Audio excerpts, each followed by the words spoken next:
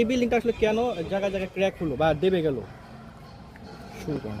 আচ্ছা, এইটা হলো এই বিল্ডিংটা প্রথমত কোনো ডিজাইন করে করা হয় নাই।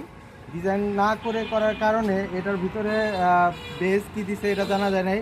তবে আমরা রড দেখতে পারতেছি যে এটা টোটালি ডিজাইনলেস একটা কাজ হয়েছে। এখানে দেখেন, এখানে অল্প কিছু রড 10 মিলির রড দিয়ে ওনারা কলাম করছে, চিকন চিকন কলাম করছে, যেগুলো আসলে বিএনবিসি কোড মানে না।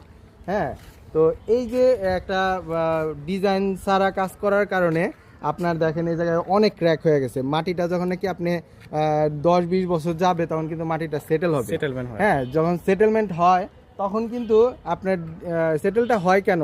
প্রথমত ভারের কারণে হয়, আর দ্বিতীয়ত হইতেছে আপনার ডিজাইন বহির্ভূত কাজ করার কারণে প্রচুর সেটেল হয়। আপনি ধরেন সামান্য পরিমাণ সেটেল, এটা ইঞ্জিনিয়ারিং নিয়মে আছে, কিন্তু হইতেছে আপনার যদি প্রচুর পরিমাণে সেটেল হয় তাহলে কিন্তু এখানে প্রচুর ক্র্যাক আসে।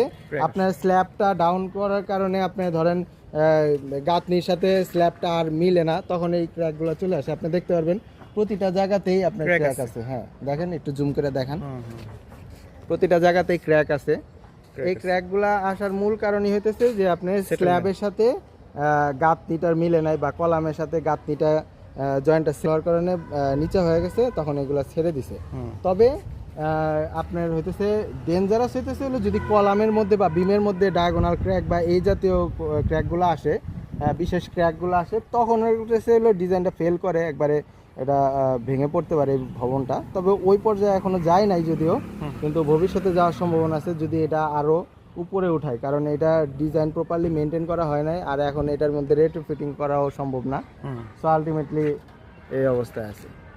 আচ্ছা, সবাইকে অসংখ্য ধন্যবাদ ভিডিওটি দেখার জন্য।